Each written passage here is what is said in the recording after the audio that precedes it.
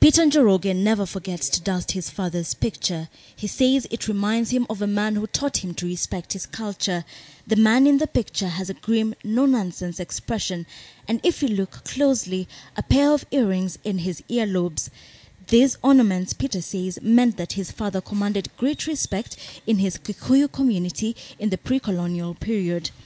Unapewa heshima sana ni wasee yote.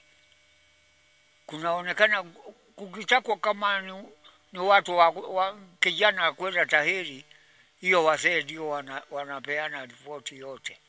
That time is, however, past, and in a different generation, Peter no longer feels the need to wear any ornaments on his ears. All he has now are scars left by the piercings.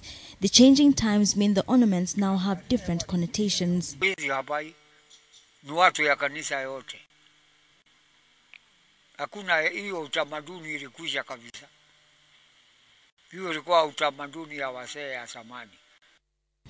The elderly man may have shunned ear ornaments, but studs are all the rage among some young men. It started in the Western world among movie stars, athletes and other celebrities in the 1970s and 80s.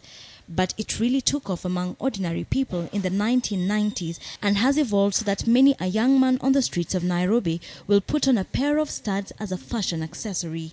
Youthful Makadara MP Mike Sonko recently made a foray into parliament in a pair of studs. The meaning of earrings worn amongst men has also changed through the times.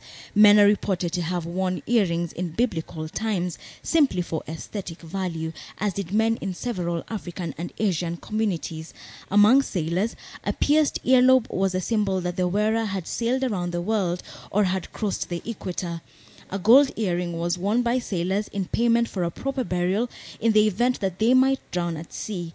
Earrings were also later used as a mark of slavery or ownership. There is, however, a different side to the phenomenon. In the 1960s, earrings were common in the hippie and gay communities. That link is yet to vanish in some places. While a man may get away with wearing a pair of earrings or a single earring on his left lobe, an earring worn on the right lobe is perceived as a message that one is gay. This is the bone of contention among elders like those from the Kalenjin community and religious leaders across the world.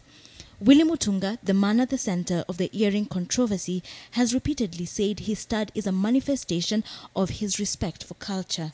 Ultimately, what it may come down to, however, is not what the ornament means to Mutunga, but what the public he may be called upon to serve thinks of it. Wilkister, Nyabwa, KTN Prime.